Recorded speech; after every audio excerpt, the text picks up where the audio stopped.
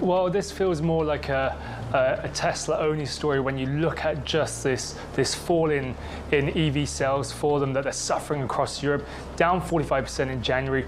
The wider EV market in Europe up 37%, so rivals are catching up and performing. Imagine Elon Musk, the man who changed entire industries, who challenged the conventions of automobiles, space and artificial intelligence, is now at the most dangerous point in his career. His flagship company Tesla is losing ground around the world. Sales in China have plummeted 50%. In Europe, a drop of a third. Even in the United States, where Tesla has for years been a symbol of innovation, repeat purchases have plummeted for the first time. All of this is against the backdrop of an unexpected but fierce blow that Musk himself could have prevented, or didn't.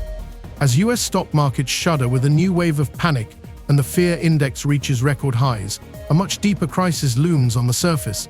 President Donald Trump is imposing new tariffs, hitting Canada, Mexico, China, Europe.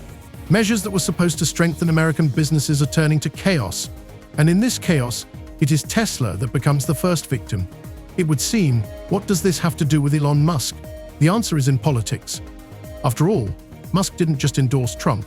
He joined his administration, became a symbol of the so-called new productivity, promised to cut spending, fire thousands of government employees, and literally arrogated to himself the right to reform federal institutions. Outperforming as well in some cases, doing better than Tesla. And you just have to think, how much more is this a sustained issue for Tesla going forward, given the fact that you have Elon Musk, who's been very forthright in his opinions, particularly weighing in on politics, particularly in Europe. We've just had the European elections, which Musk has been very focused on. But across the piece, when you look at the performance for Tesla in Europe, it's not just in small countries. There are a lot of countries where Tesla has been performing badly, including in Germany, in the UK, where it has been lagging, and Spain as well. But the bet on power came with a price. Tesla's stock has plummeted nearly 45%. In recent weeks, the company's capitalization has erased all of its post-election gains. There are protests in the streets. There are arrests outside Tesla centers. On social media, there are clips of Cybertrucks being destroyed, police evacuating cars, and threats against the company's stores. Even the most loyal customers are turning away. And at this point, the question becomes, is Musk still a businessman, or is he now a politician and no longer able to protect his own brand? How much of the impact, Danny, can be attributed to Elon Musk's politics, and how much is being swayed by consumer tastes or even Tesla's own internal inputs? Inside the company, there's anxiety. Musk is silent on future plans, not confirming previous ambitions. A 30% growth forecast for the year suddenly disappears from the agenda. Investors are wondering, do they still believe in Tesla? Or is the company entering a new era, the era of decline? Today, we're going to tell you about the chain of events that could be the most devastating chapter in Tesla's history. How Elon Musk's personal ambitions and his alliance with Donald Trump have jeopardized not only the electric car market, but also the future of the entire company. We'll get to the bottom of what's behind the economic collapse, who really benefits from the imposed tariffs, and why China and the European Union now have their hands on a lever that could finally bring down empires. The question is, will Musk manage to stay afloat, or are we witnessing the beginning of his downfall? For example, here in the UK, sales year on year from January of this year to January of last year, down 12%. You can see Norway even worse, minus 40%, Netherlands minus 43%, Germany minus 60%, France even higher, the most, actually one of the biggest, minus 63%, and there we go, Spain even 75%. Germany, of course, comes to mind because Musk campaigned for the far-right AfD in elections last weekend, and they are now the second biggest second biggest party in Germany ever since World War II. But we did see over the past couple months, ever since President Trump was elected on November 5th, the share price of Tesla rocketing. It all started with the first punch. Monday morning opened for stock markets not just in the red zone. It turned into a nightmare for investors, who yesterday were confidently talking about historical growth and new technological peaks. Dow Jones minus 890 points. SP 500 down 2.7%. Nasdaq a 4% collapse in one day. This wasn't just a corrective pullback, it was a panic. A real one, with hundreds of millions of dollars evaporating every minute. The reason is the new wave of tariffs announced by Donald Trump's administration as part of his revamped economic doctrine.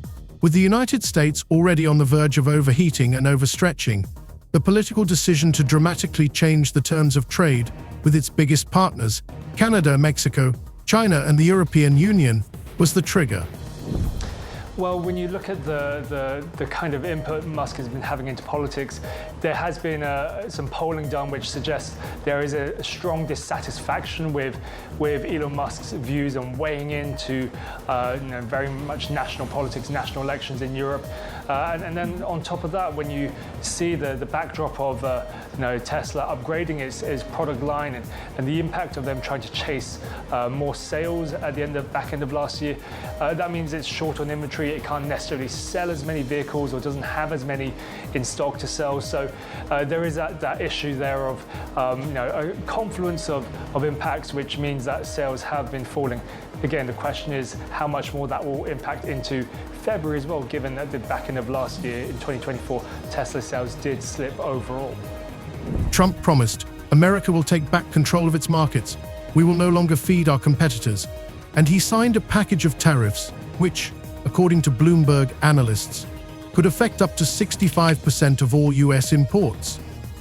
The first step was a double duty on products from China, from microprocessors to batteries, and then a 20% tariff on electric cars imported to Europe. The response was immediate. The EU imposed mirror measures. China imposed sanctions on US IT companies, including blocking contracts with Tesla to supply batteries for the Gigafactory in Shanghai. It was a shock to the market and the beginning of a precipitous decline for Tesla. Tesla's sales began to tumble like a house of cards. According to analysts at Cox Automotive, the company's US sales fell 16% from December through February. But even these figures pale against the background of the Chinese collapse. Minus 50%, that's how many Tesla cars were sold in China compared to the same period last year. Europe, which until recently was seen as a stable base for Model Y and Cybertruck expansion, has suddenly stopped buying. Protests against Elon Musk swept Berlin, Paris, Barcelona, not just rallies of discontent, but aggressive pickets calling for a boycott of the brand. In Munich, an attack on a Tesla car showroom was recorded, and in The Hague, demonstrators burned an exhibition Cybertruck. Footage of this incident instantly flew around the world's media. The reason is not just economics. Musk, having supported Trump and joined his administration, became a symbol of political cynicism for many Europeans.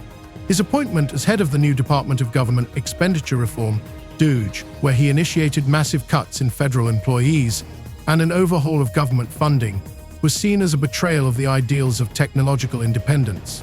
Platforms like X, which had previously been popular with European liberals, were now declared toxic and even temporarily blocked in some countries under the pretext of destabilizing the information field. Along with the fall in sales, the stock price began to collapse. In the month after the election, Tesla managed to grow by 91%, inspiring investors to talk about the golden decade of the company. But by the end of March, capitalization had plummeted by 45%, effectively wiping out the entire post-election rally.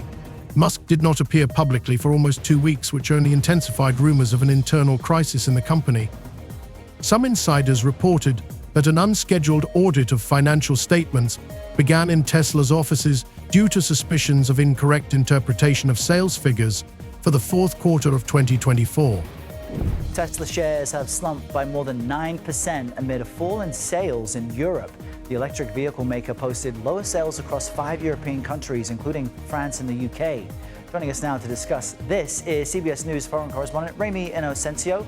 Remy, why do we believe these sales are dropping? What's driving that?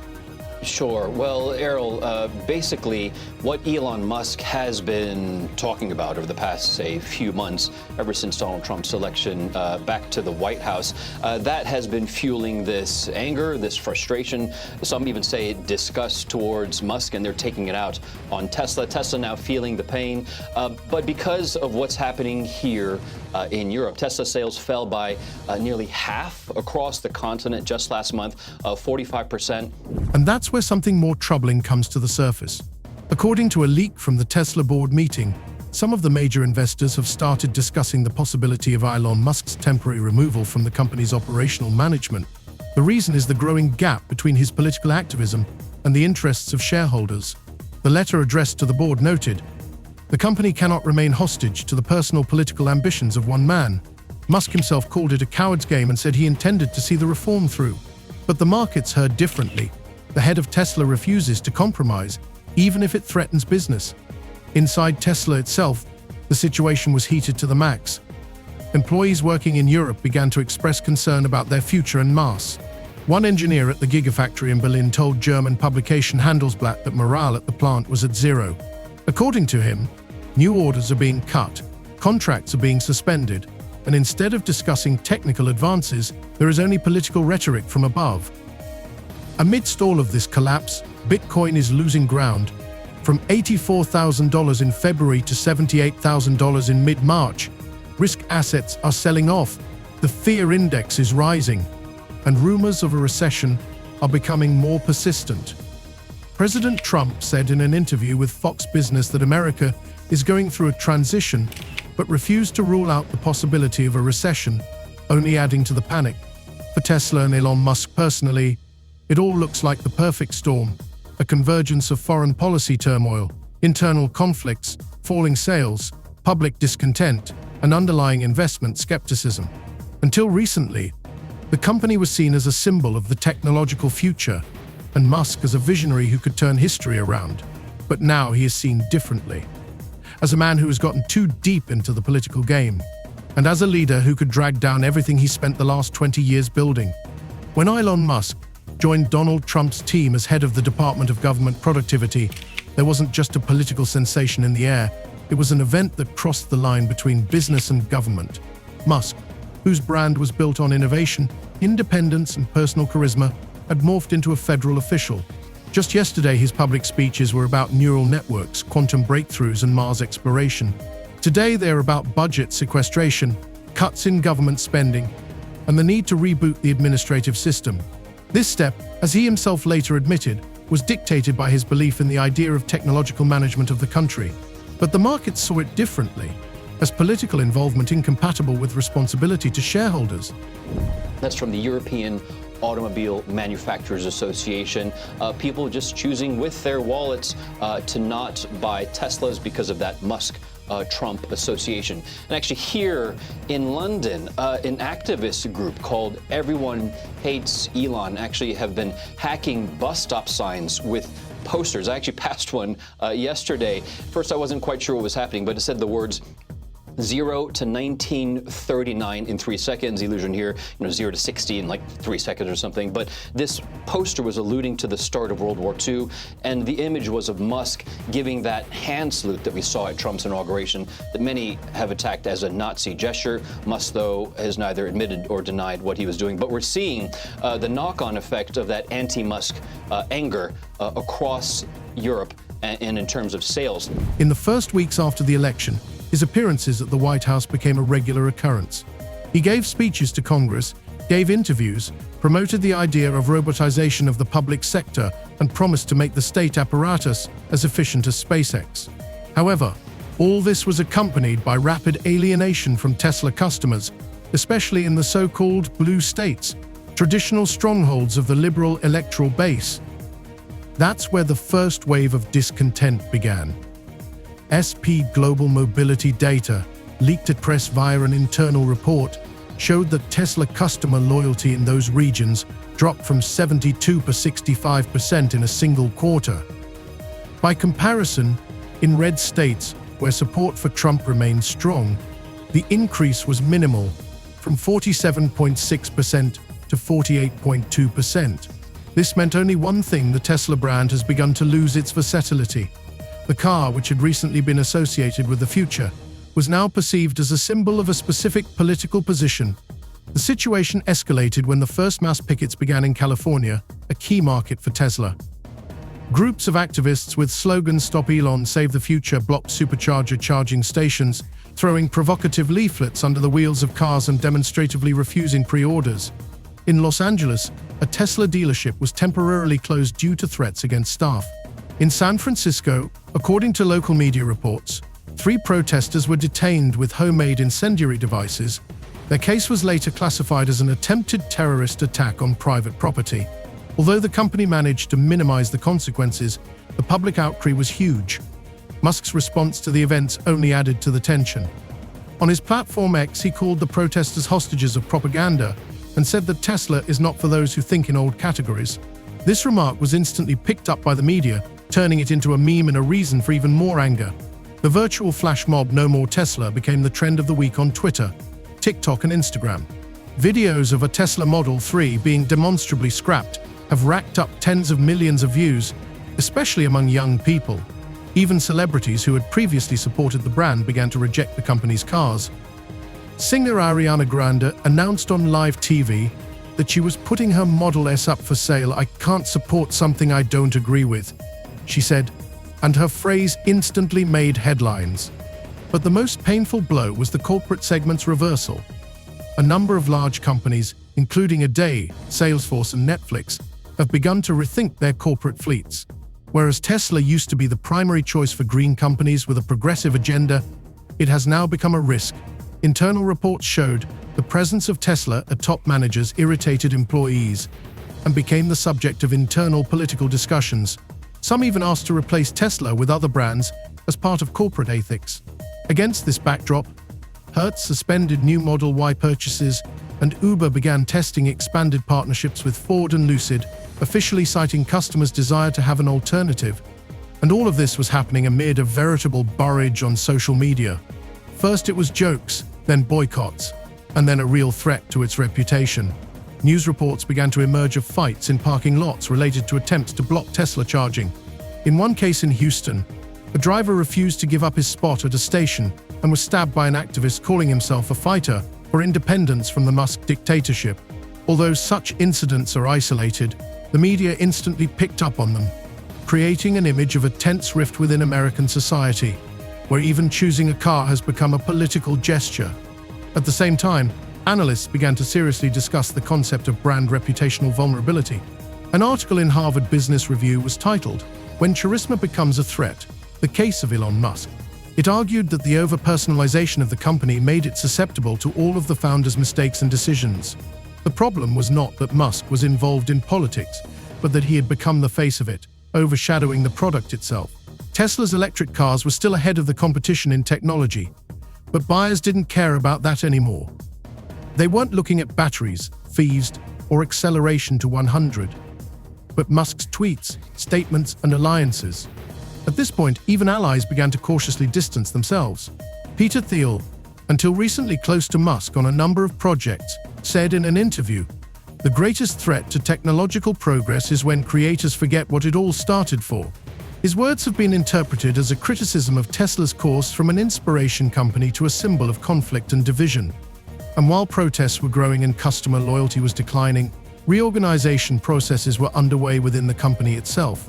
Several top managers responsible for communications and marketing in Europe resigned. According to unconfirmed reports, Tesla's director of global branding Sarah Welch stated in her farewell letter, "The brand is no longer controlled by us. It has become a reflection of one person." This letter, which hit the press, was the final straw for many investors who had been hesitant before, but still had faith in stabilization. Thus, the chain of events was irreversible. From strong growth and inspiring forecasts, Tesla went on the defensive and tried to save face. Elon Musk, the man who turned his ambitions into an engine of progress, became at the same time its weakest link. And while the protests continue, and the alienation between consumers and the brand intensifies, Tesla faces its most difficult question. Is reputational resuscitation possible when the point of no return may have already been passed? When talking about Tesla's competitors in the past, it sounded like talking about a hypothetical future. Ford, GM, Volkswagen, Lucid, all of them were catching up somewhere, trying to increase volumes, copying the approach, but always ending up one step behind. In 2025, however, the picture has changed so dramatically that the word competition no longer looks like a compliment. Now it's a real threat. Especially when facts that would have seemed like science fiction a year ago are on the horizon. Chinese brands are pushing Tesla out of its own field. European car companies are switching to domestic batteries and platforms. and Uber and Waymo are officially launching full-fledged unmanned cabs in cities that were dominated by Tesla not so long ago. It all started with China. After an escalating trade war and new tariffs, the Chinese government announced an internal campaign to support domestic brands. BYD, NIO, XPeng, these companies not only received subsidies, but also began aggressive expansion in Asia, the Middle East, and South America. Interestingly, one of the new BYD models unveiled at the Shanghai Auto Show was designed in just 11 months and cost almost 40% less than the Model 3, while having a range 80 kilometers higher. Even Tesla's most loyal customers in Hong Kong and Singapore began to switch to Chinese cars en masse, especially after several large cab companies in Guangzhou abandoned Tesla in favor of XPeng, citing fatigue with the American brand. The situation is different in Europe, but the conclusion is the same. Tesla is no longer in a dominant position. German manufacturers, previously lagging far behind in technology, have made a quantum leap in the last 12 months. BYD unveiled its fully autonomous SynDrive platform, which incorporates AI that can anticipate pedestrian behavior with 94% accuracy. And Audi relaunched its e-tron lineup with a new cloud-free navigation system and built-in support for V2 vehicle networks on local frequencies, making their cars legally independent of US satellite services. This is a key point. The EU has decided to restrict US manufacturers' access to critical digital channels, citing cybersecurity and reducing dependence on external platforms. For Tesla, whose ecosystem is based on X integration, this has been a cold shower. Meanwhile, in the US, quiet but merciless competition with Uber and Waymo is unfolding. While earlier Musk loudly proclaimed that his cars would be the first truly autonomous cabs, today these two companies are already officially driving passengers around the streets of Austin and Phoenix. And without drivers, completely. No steering wheel, no pedals, no backup mechanisms. According to The Verge, Waymo's navigation system is updated in real time every 0.2 seconds, and its emergency response algorithm has been tested on more than 18 million simulated scenarios. Meanwhile, Musk's promised cybercab still hasn't gotten beyond a prototype, and even its most ardent supporters are beginning to question the timing and realism of the project. In this context, Tesla is starting to look less like a leader than a stubborn player, too busy with politics and personal promises to notice that the market is going out of whack. And when, amidst all these changes, sales are falling, capitalization is shrinking, and customer loyalty is declining, a legitimate question arises: what's next? Tesla's future, contrary to loud claims, has become murky. Immediately after the tariff war escalated, the Canadian government announced it was renegotiating all contracts with US suppliers, including Tesla, as part of a national crisis doctrine. This could mean that the largest lithium-ion module plant in Quebec launched with Tesla could be pulled out of joint management. Musk responded with a harsh comment, calling Ottawa's action an energy betrayal. This only made the situation worse. In the stock market, Tesla shares reacted by falling 8% in 2 days, and investors began hedging their investments through alternative instruments, particularly investing in autonomous mobility startups funded by Asian nations. But even inside the US, where Tesla had an unmatched advantage, trouble began to brew. Developers at startup Rivet AI, who previously received a grant from the Department of Energy, have announced their own autopilot platform, which is already being tested in Arizona. It promises to be not only cheaper, but also open to third-party integration. What Tesla has been so afraid of, the onset of the principle of open standards, contradicting Musk's entire closed business model. Experts are now increasingly saying that Tesla's very all-in-one approach has become its weakness. The company makes cars, batteries, chips, software, OS, satellites, and tries to keep everything under control. But in a world where flexibility and partnership are becoming the main virtues, the vertical integration model is starting to crack at the seams. Especially when on the external front there is war with China, trade conflicts with the EU, and weakening diplomatic ties with Canada. According to economist Sam Goodman of Wharton Business School, Tesla has entered a phase where it's no longer enough to be technologically advanced, it needs to become politically sustainable. And to do that, it needs to either step back from power or learn to operate more subtly. But according to insiders, Musk has no intention of giving up his role in the Trump administration, and indeed is discussing behind the scenes a new strategy to influence export policy through tax breaks, and adjustments to federal contracts. This may give short-term preferential treatment, but in the long run it will politicize Tesla even more. Amid all this, investors are looking ahead with trepidation. The upcoming quarterly report will be a defining moment. If sales continue to fall and the political resonance intensifies, many will start demanding a review of the management structure. It's possible that a shareholder agenda is already in the works to create a supervisory board independent of Musk and limit his powers within a public company. This may be the only step that can at least temporarily stabilize the brand's reputation in the eyes of customers and markets. But for now, there are no solutions. There are only facts that speak for themselves. The competitors have not just caught up, they have overtaken. International politics no longer leaves Tesla neutral. And the very name Elon Musk now evokes as much emotion as the numbers in reports. And in this new reality, the question is growing louder: will Tesla have the resources and will to hold on? Or will the man who once pushed the industry into the future become its own brake?